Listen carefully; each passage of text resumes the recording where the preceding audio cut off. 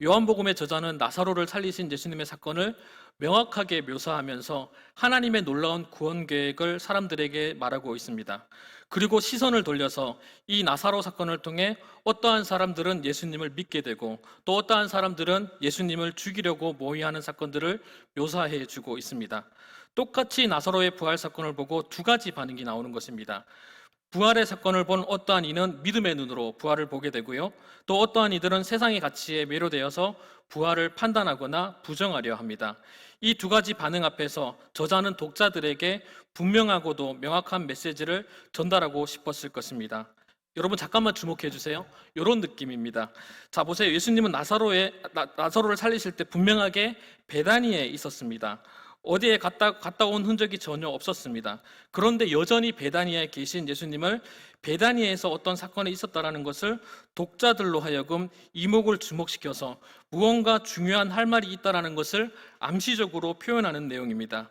나사로를 살리시려 6월절 엿새 전에 베다니아에 오신 예수님의 일정을 다시금 이야기하면서 나사로를 살리신 것과 예수님의 부활 사이에서 오늘 마리아의 향유 붓는 사건을 통해 독자들에게 말하고자 하는 메시지가 있다라는 것입니다. 본문의 전후의 내용을 살펴보면 나사로의 부활 사건을 통해 믿음과 현실 사이에서 문제가 충돌되는 것을 볼 수 있습니다. 1세기 당시의 사람들 입장에서 죽음의 문제는 해결되면 안 되는 것입니다. 왜냐하면 자신들의 기득권이 무너지기 때문입니다. 당시는 헬레니즘의 세계관에 빠져 살았습니다. 이 철학이 그 사회를 주류였습니다. 그들은 죽음을 육신의 감옥에서 벗어나는 것으로 보았어요. 그들은 죽음 이후의 삶을 현세에서 알물 통해 이 지식을 통해 죽음 이후의 삶에서 선에 이르게 한다고 해서 이러한 지식들을 굉장히 소중히 여기면서 사람들의 사상을 지배했던 것입니다. 이것이 그들이 말하는 그리스 철학이고 헬라 철학입니다. 이러한 철학은 로마 제국을 지배하는 중심 사상이었고 그들이 선에서 가장 가까이 이른 자가 아우구스투스였습니다. 로마 초대 황제입니다. 그들이 이 철학을 수단으로 해서 제국의 강력한 중앙 집권으로 지배하였습니다. 그런데 육신의 부활은 믿음의 영역이었기 때문에 실현될 거라고 생각할 수도 없었고 상상할 수도 없었던 일이었습니다. 그러한 일이 일어나서도 안 되는 거였습니다. 육신의 부활 자체가 그들이 제국을 지배하던 수단이었던 철학을 한순간에 무너지게 만드는 것이었습니다. 로마 황제도 육신의 부활을 경험하지 못했습니다. 그런데 나사로 따위가 육신의 부활을 경험하는 것을 그들은 인정할 수가 없었던 것이죠. 이러한 지식으로 권력을 그들은 우상 숭배하였습니다. 거의 사이비 종교와 같았던 거죠. 나사로의 부활은 그들에게 있어서 분명한 것은 놀라운 이슈였습니다. 따라서 나사로의 부활을 믿음으로 받아들이거나 아니면 그 믿음을 부정해야 하는 현실적인 문제 앞에 맞닥뜨리게 된 것입니다. 그러니까 예수님을 죽이려 했겠지요. 그리고 나서 나사로마저도 죽이려고 모의하는 그들의 모습을 보게 됩니다. 이는 현실과 믿음의 영역 사이에서 갈등하고 있는 우리의 모습과 다르지 않는 것 같습니다. 우리에게도 분명한 것은 예수 그리스도의 죽으심과 부활의 역사는 사실입니다. 역사적 문헌에서도 예수님의 부활에 대해서 기록하고 있습니다. 그러나 세상의 많은 사람들은 이러한 믿음의 영역을 거부합니다. 예수님의 부활을 믿지 않아요. 자신의 우선순위를 자기에게 유리한 합리적인 방법을 찾아 당장 현실의 문제만 선택하고 정의하며 살아갑니다. 코로나 이후에 부활하신 예수님의 증인인 우리의 믿음과 신앙이 도전받고 있어요. 오히려 복음을 전하는 교회를 향하여 거친 날을 세우기도 합니다. 이러한 혼란스러운 상황 속에서 독자들에게 시선을 주목하며 오늘 본문이 시작되는 것입니다. 이처럼 복음이 세상 가운데 세상의 가치에 흔들리는 세상 속에서 우리가 어떻게 살아야 하는지 말씀을 통해 알아가고자 합니다. 오늘 본문을 통해서 베단이라는 곳에서 무슨 일이 있었는지 확인하면서 하나님의 레마의 말씀이 흔들리는 세상 속에서 한 줄기 빛이 되어 저와 여러분에게 들려지기를 소망합니다. 여기에 계신 우리 모두는 믿음으로 살고 싶고 믿음으로 세상의 문화에 휩쓸리지 않고 싸워서 이기고 싶은 마음은 같을 것입니다. 예수님의 부활하심을 믿는 증인들입니다. 그렇기 때문에 우리는 증인답게 살고자 하지만 세상은 우리를 있는 그대로 이해해주지 않는 것 같아요. 믿음과 세상의 가치 속에서 흔들릴 때 우리는 어떻게 해야 합니까? 중간 지점을 찾는 것이 지혜로운 방법일까요? 아닙니다. 그렇지 않습니다. 오히려 말씀 앞에 우리의 마음과 생각을 딱 달라붙어 있어야 되는 겁니다. 세상의 가치와 타협하는 순간 스스로를 합리화시켜 버리지 않겠습니까? 우리가 조금 힘들더라도 말씀 앞에 딱 달라붙어 있어야 하는 이유는 우리가 그렇게라도 해야 우리의 모습을 회개라도 하지 않겠습니까? 율법 자체가 구원을 의미하지는 않습니다. 율법의 기능은 사람들로 하여금 자신의 모습을 하나님의 말씀에 비추어 보서 사람들로 하여금 회개할 수 있게 하는 기능이 있는 것입니다.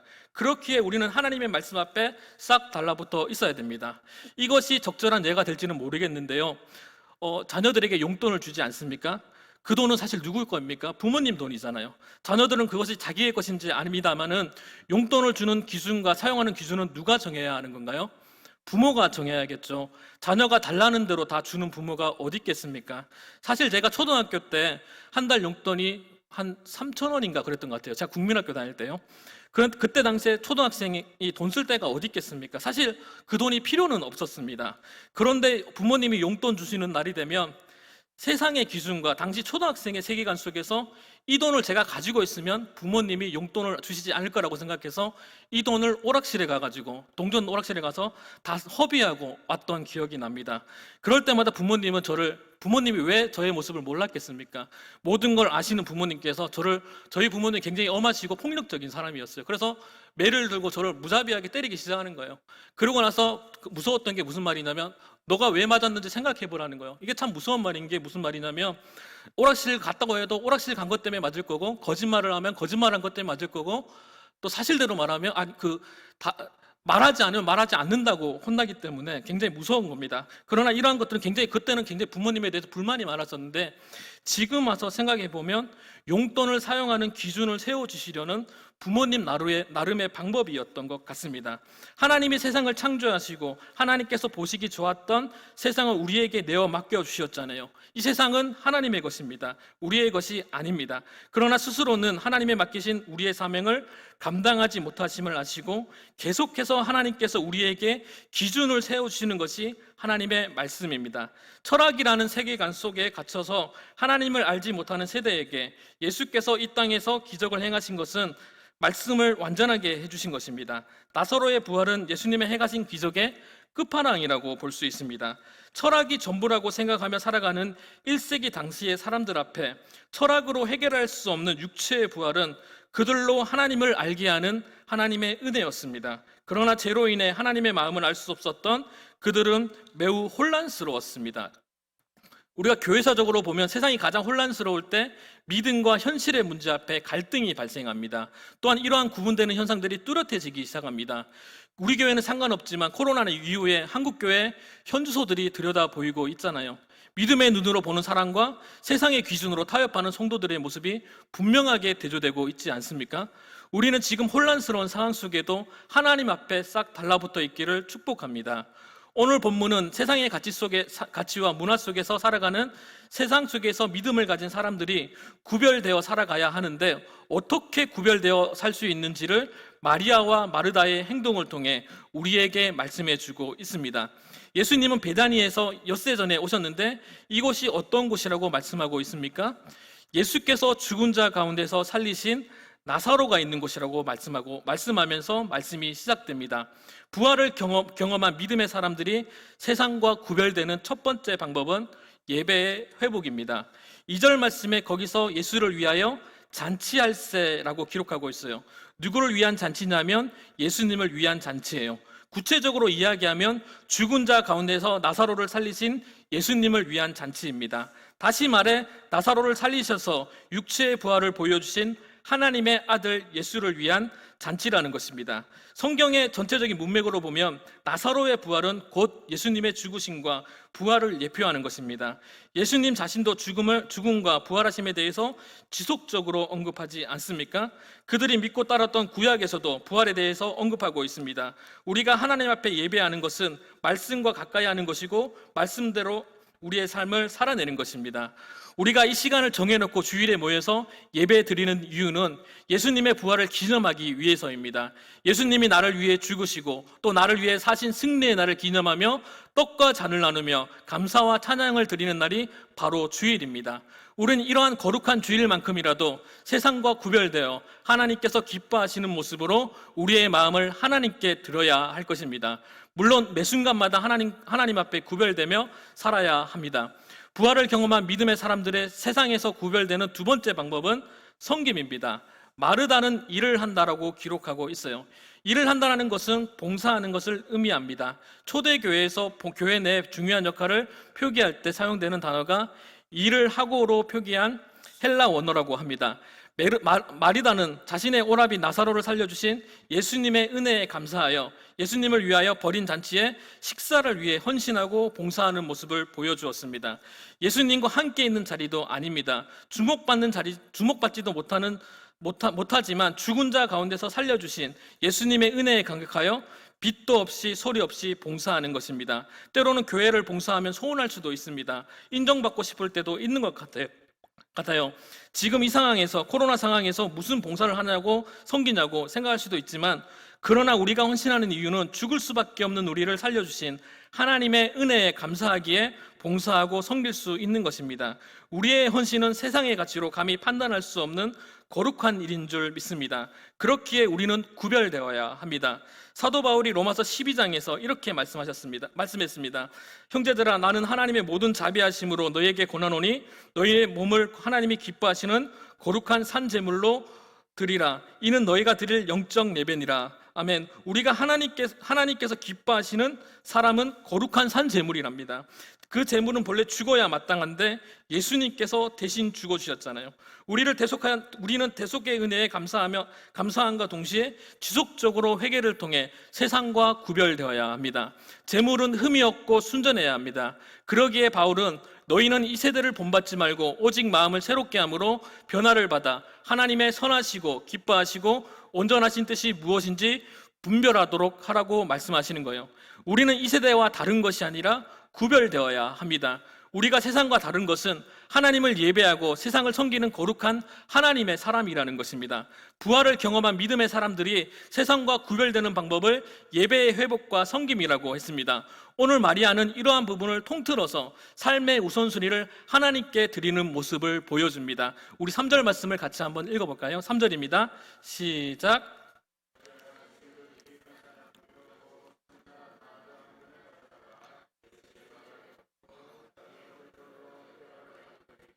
향유의 냄새가 가득하더라.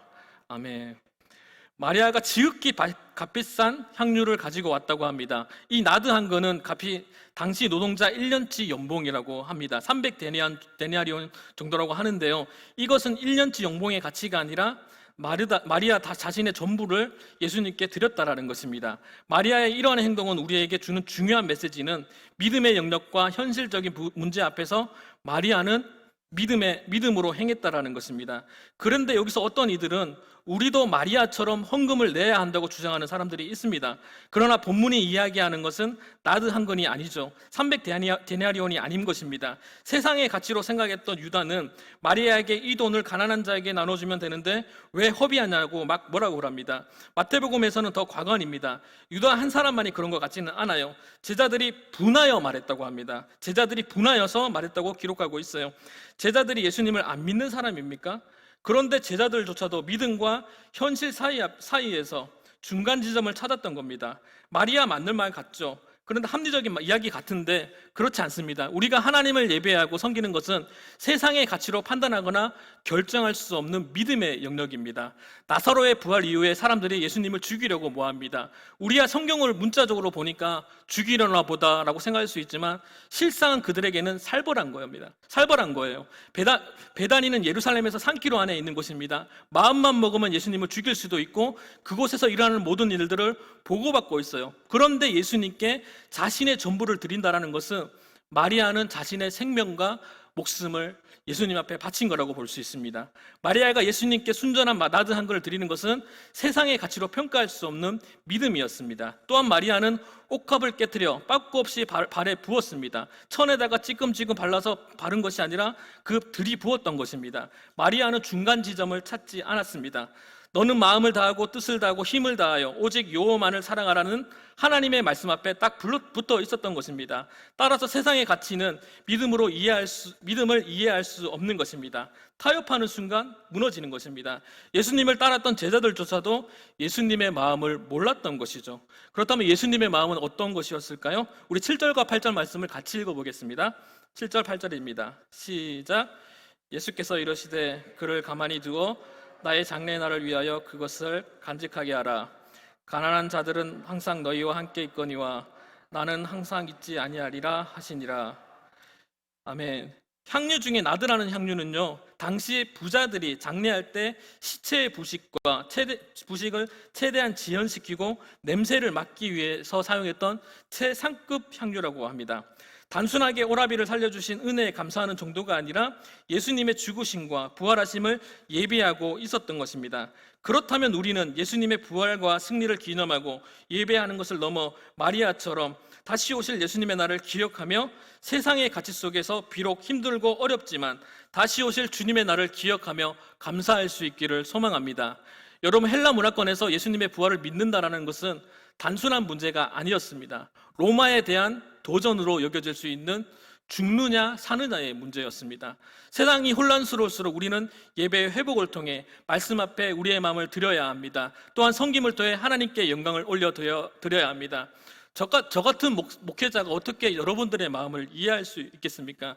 세상 속에서 세상의 고충과 맞서 싸워나가는 성도들의 마음을 제가 어떻게 100% 이해할 수 있겠습니까? 저 같은 사람들은 성경 안에서 하나님 말씀 보고 성경을 보면서 하나님의 말씀 앞에 스스로 즐거워하면서 이렇게 살아야 되는구나 이렇게 정의할 수 있지만, 그런데 현실의 문제와 맞닥뜨려 싸워가는 성도들의 마음은 얼마나 힘들까라는 생각이 들면서 이 설교를 준비하면서 저 마음 가운데 한 구석에 찡한 마음이 있었습니다. 하나님이 나 가운데 이렇게 어떻게 보면 이 목회자로 불러주시는 게 너무 감사한 일이지 않을까라는 생각도 들기도 하고요. 또한 얼마나 우리 성도님들이 이렇게 하나님 앞에서 순전하게 예배드리기 위해서 어려운 발걸음을 했을까라는 부분에 있어서 정말 하나님 앞에 감사하면서 나아갑니다. 순전한 나드 한 근의 가치보다 우리를 위해 죽으시고 부활하신 예수님의 사랑이 먼저인 저와 여러분이 될 수 있기를 소망합니다. 이번 한 주도 현실과 믿음의 영역 사이에서 믿음을 선택하며 하나님을 예배하고 세상을 섬기는 저와 여러분이 될 수 있기를 주님의 이름으로 축복합니다.